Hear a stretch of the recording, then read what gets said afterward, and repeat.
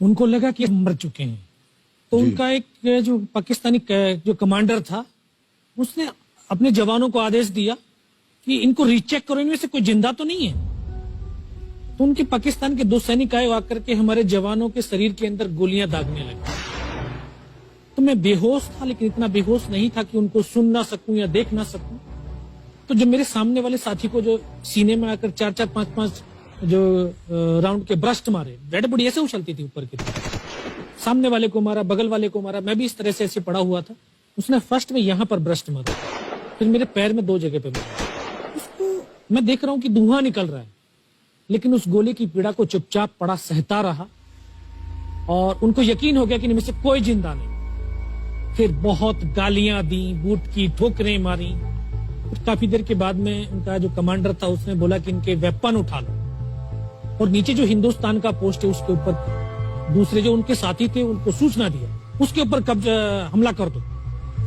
फिर ये आवाज भी सुनी तो मुझे लगा कि यार आज तो मेरी पूरी टीम खत्म हो जाएगी। दोबारा से उसके साथी आए, पाकिस्तान के सैनिक आए और हमारे जवानों के शरीर के अंदर गोलियां दागने लगे। उन्होंने फिर उसी रोटेशन से गोली मारी। तो जब 1 कदम आगे गया तो उसने राइफल मेरी सीने की तरफ तानी। तब मुझे लगा यार अब नहीं बचूंगा, लेकिन कहते हैं कि जाको राखे साइयां मार सके ना कोई। जब उसने गोली चलाई तो यहाँ पे पर्स में 5-5 रुपए के कुछ सिक्के भी थे। जब गोली जाकर के सिक्कों पे टकराई तो मुझे भी आभास हुआ कि तो मर गया हूं। पाकिस्तान का दूसरा सैनिक आया, उसने आकर के मेरा AK-47 उठाया और वापस मुड़ा तो उसका पैर मेरे पैर से टकराया होगा। तब मुझे लगा कि यार मैं तो जिंदा हूं। तब मेरे पास एक हैंड ग्रेनेड था, मैंने उसको पिन निकाली और उसके ऊपर ऐसे फेंका तो कोट के अंदर हुड लगे हुए, हुड के अंदर वो गिरा जी। उसने तुरंत पीछे की तरफ मुड़ के देखा, पीछे तो कोई मूवमेंट था नहीं। तो जब तक वो ग्रेनेड को निकाल पाता ग्रेनेड फट गया, यहाँ से उसका पूरा सर उड़ा और वो हमारे ऊपर आकर के गिरा। जो पाकिस्तान के दूसरे सैनिक थे उनमें खलबली मची कि इनमें से कोई जिंदा है, कुछ बोले जिंदा नहीं, नीचे से रिइंफोर्समेंट आ गई। तो उनमें खलबली मची। मेरा पास वही एक मौका था, मैंने दोनों हाथों से उसकी राइफल को उठाने की कोशिश करी, ये हाथ हिला नहीं। एक हाथ से राइफल उठाई, वहां से ब्रस्ट फायरिंग किया, 4-5 पाकिस्तानी सैनिकों को मौत की नींद सुला दिया। फिर बाएं हाथ से पलटा खाया, दूसरे पत्थर से 3-4 जगह से फायरिंग किया। तो जो उनका मोमेंटम था, जो हौसले थे, परस्त हो चुके थे, वो भाग खड़े। 2-3 मीटर गया, जाके देखता हूँ सामने उनके लंगर चल रहे, उनका लिविंग टेंट बना हुआ, उनके जो हैवी वेपन का डिप्लॉयमेंट था वो सब कुछ वहां पे लगा हुआ। उस समय जहन के अंदर एक ही पागलपन था, अपने साथियों को बचाना। फिर मैं वापस धीरे धीरे रेंगता हुआ अपने साथियों तक आया। फिर मुझे लगा कि इनमें से हो सकता है मेरी तरह कोई साथी होगा, जिंदा होगा। उनको देखा, किसी का सर फटा हुआ था, किसी के फेफड़े निकले हुए थे। बहुत देर बैठकर रोया भी, फिर अपने आप को संभाला। चारों तरफ बर्फ ही बर्फ, पहाड़ी पहाड़। ये भी पता नहीं कि हिंदुस्तान किधर है, पाकिस्तान किधर है। 2.5 साल की सर्विस, 19 साल की उम्र, न उम्र का तजुर्बा न सर्विस का अनुभव। जाऊं तो जाऊं कहां।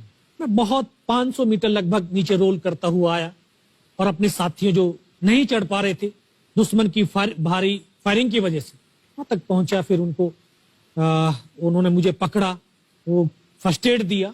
फिर वहां से जो हमारे कमांडिंग ऑफिसर कर्नल कुशाचंद ठाकुर, फिर उनको सूचना दिया। तो ये लगभग 1:30-2 बजे का समय था।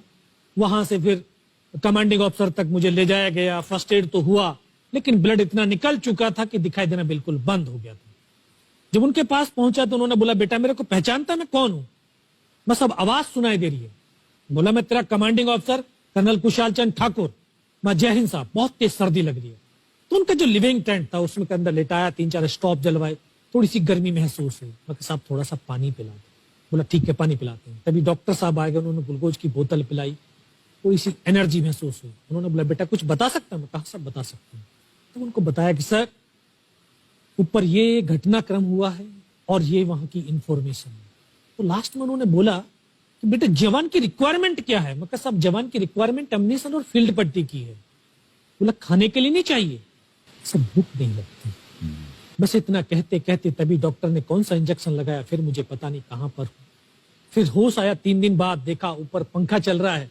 पता चला कि 92 बेस हॉस्पिटल श्रीनगर, और वहीं से मुझे बेस हॉस्पिटल दिल्ली रेफर कर दिया और 16 महीने तक उस हॉस्पिटल में मैं रहा। 16 महीने तक आपका इलाज चलता रहा? जी।